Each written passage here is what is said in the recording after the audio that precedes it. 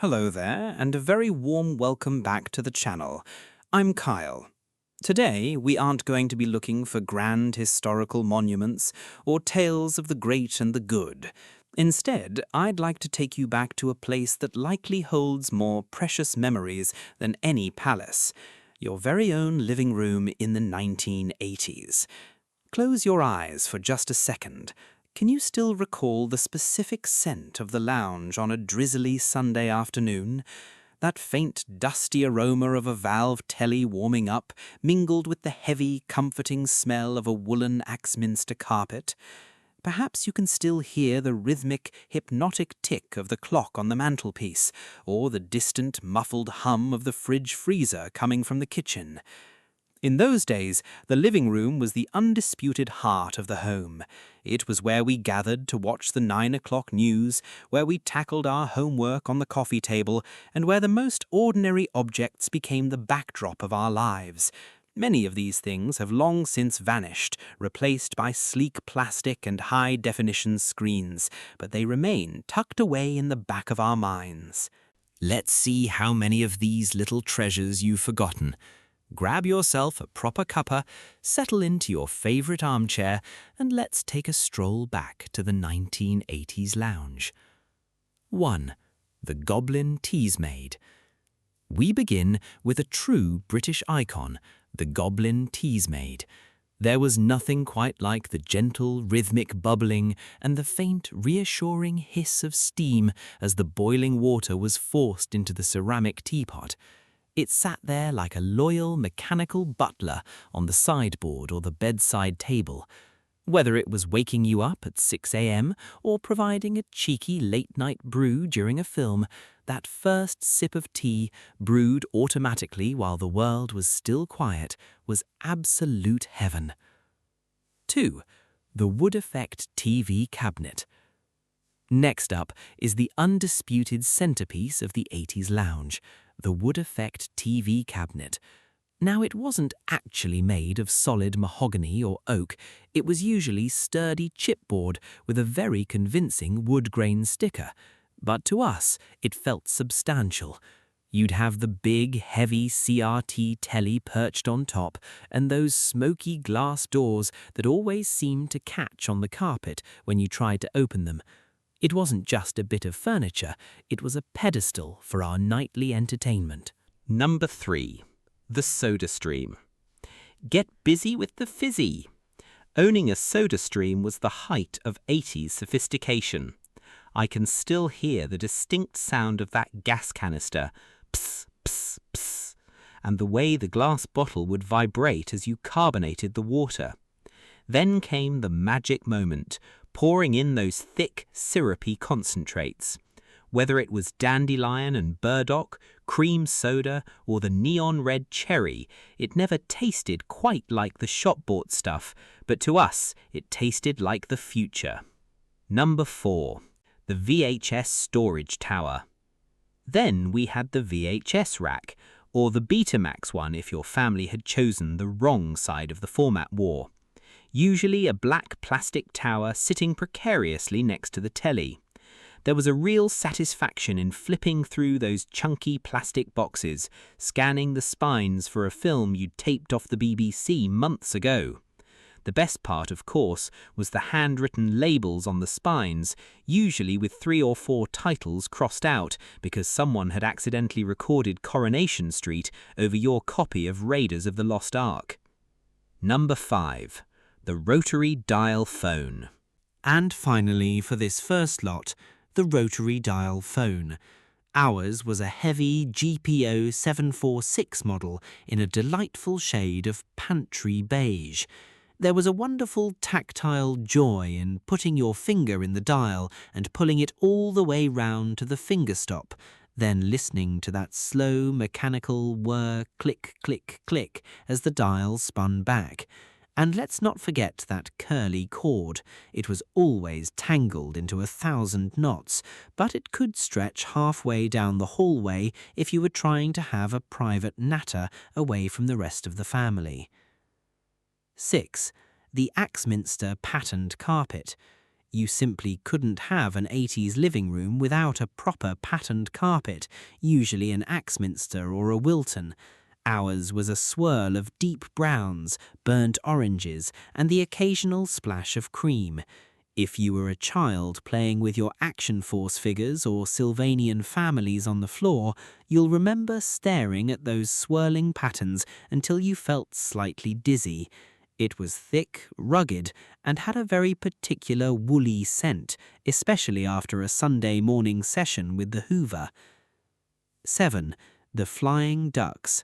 A bit of a carryover from the decades before, but still very much a staple in many 80s homes, the 3 of ceramic flying ducks.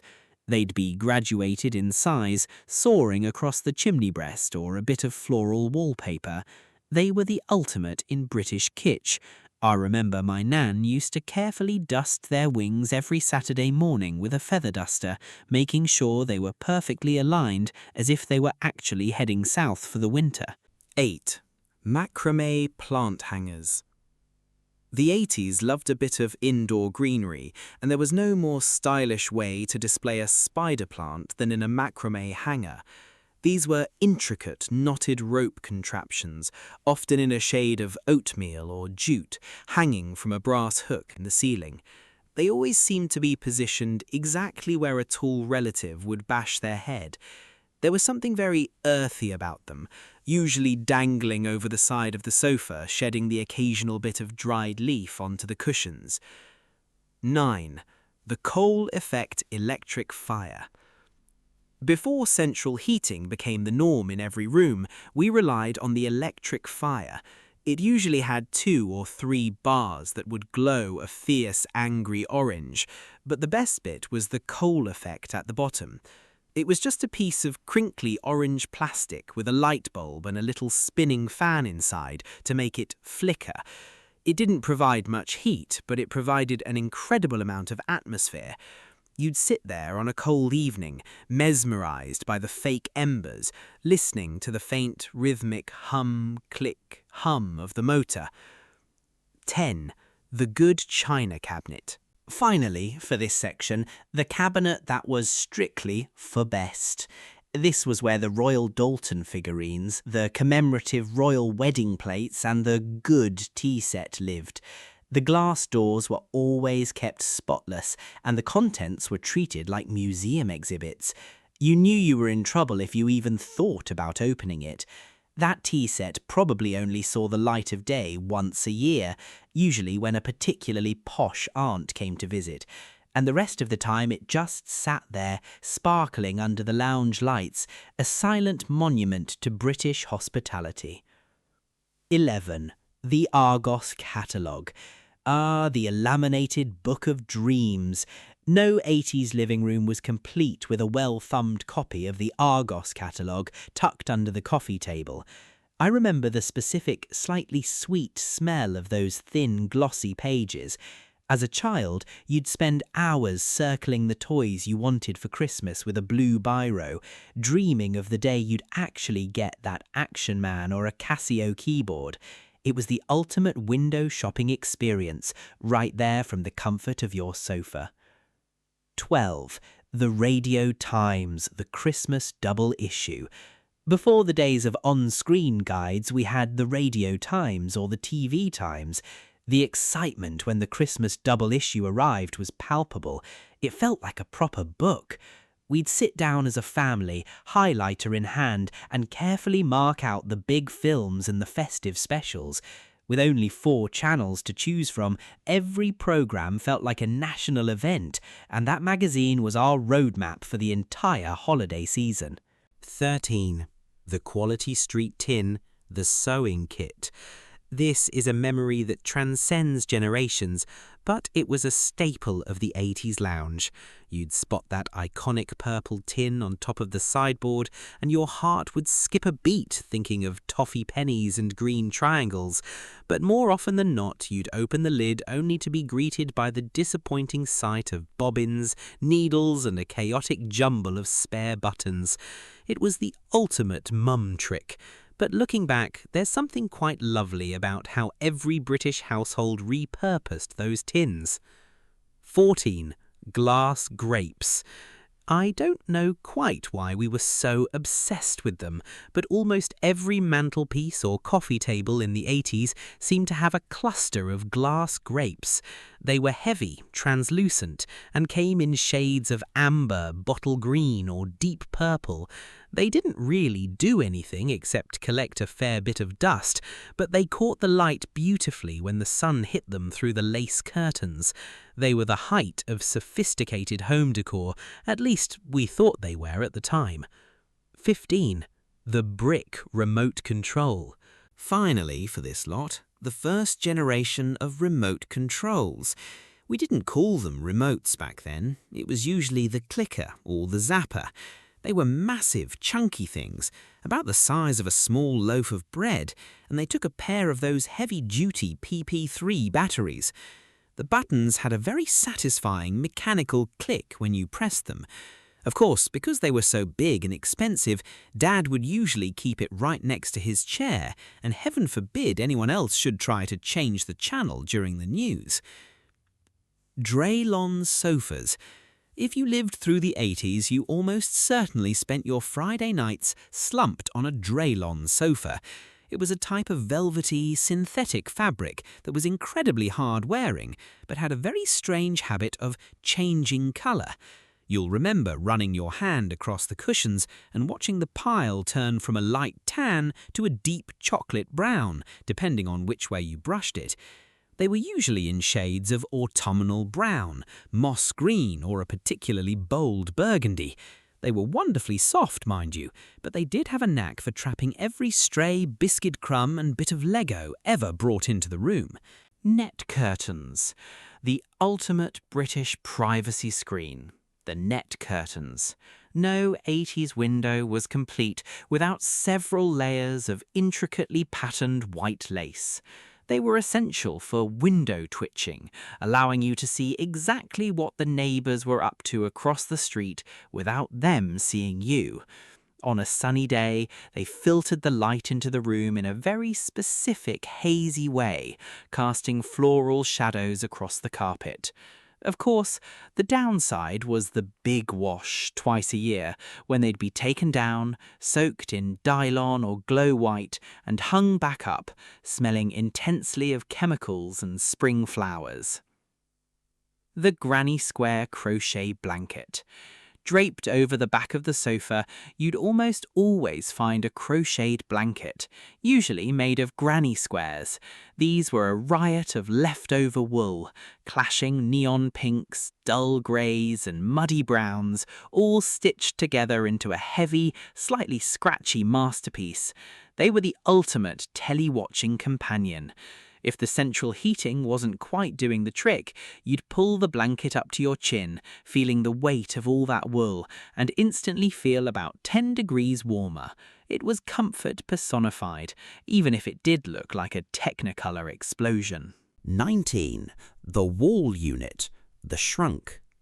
In the 80s, we didn't just have shelves, we had the wall unit, sometimes called a shrunk if you were feeling particularly posh. It was a massive floor-to-ceiling construction of dark wood that dominated an entire wall. It was part bookcase, part display cabinet, part drinks bar, and part desk. It was where the encyclopedia set lived, the ones you only ever looked at for school projects, alongside the stereo system and the rows of Reader's Digest condensed books. It was a monumental bit of furniture that felt like it was holding the entire house together. 20. The ornate barometer. Finally for this lot, the wall-mounted barometer.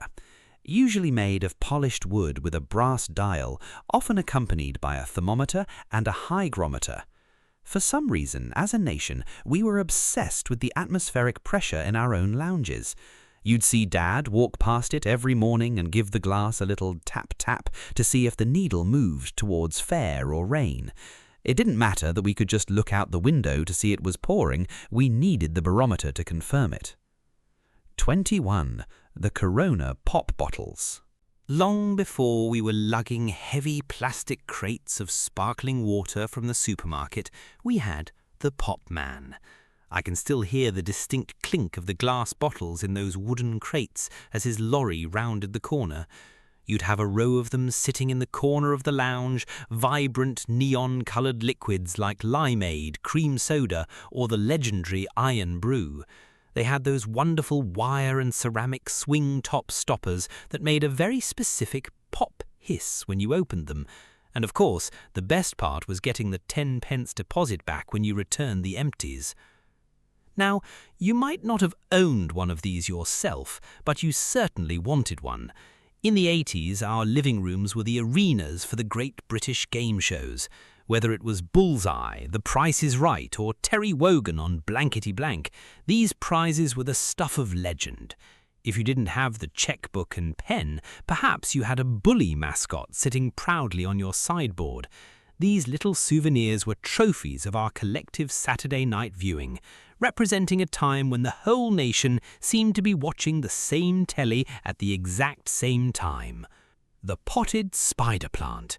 If the macrame hanger we mentioned earlier was the hook, the spider plant was the star. It seemed like every British lounge in the 80s was home to at least one chlorophytum comosum. They were practically indestructible. I remember ours sat on a tall wooden plant stand, its long spindly leaves tipped with just a hint of brown because someone had forgotten to water it. But the real magic was the babies, the tiny plantlets that would dangle down on long runners, waiting to be snipped off and put into a jam jar of water to start the cycle all over again. 24. The Yellow Pages. Tucked away in the little shelf underneath the telephone table was the big yellow book. The Yellow Pages was our pre-internet search engine. Let your fingers do the walking, the advert said, and we did. Whether you needed a plumber, a pizza, or a local mechanic, you'd haul that massive, heavy directory out and flick through the thin, yellow, slightly grainy pages. It was so thick that it often served a double purpose as a makeshift booster seat for the youngest member of the family at the dinner table. 25. The brass fire irons. Finally, even if you had one of those coal-effect electric fires, you almost certainly still had a set of brass fire irons standing in a heavy brass bucket next to the hearth. You'd have the poker, the tongs, and that little brush that was always far too stiff to actually sweep anything. They were rarely used for their intended purpose, but they were polished until they gleamed. There was something about the glint of brass against the floral wallpaper that just felt proper. It was the final touch that made a room feel finished, sturdy, and quintessentially British. Well, there we have it. 25 little fragments of a British past that for a moment felt like they were right back in the room with us. It's funny, isn't it, how a simple bit of moulded plastic, a specific shade of autumnal brown, or the faint metallic scent of warming telly can suddenly pull you back 40 years. Looking back, those rooms might seem a bit cluttered by today's standards, perhaps even a bit loud with all those clashing patterns, but they had a soul. They weren't just showrooms, they were the backdrops to our lives. They were where we laughed at Only Fools and Horses, where we fell asleep during the snooker, and where we felt most at home. But now I want to hear from you.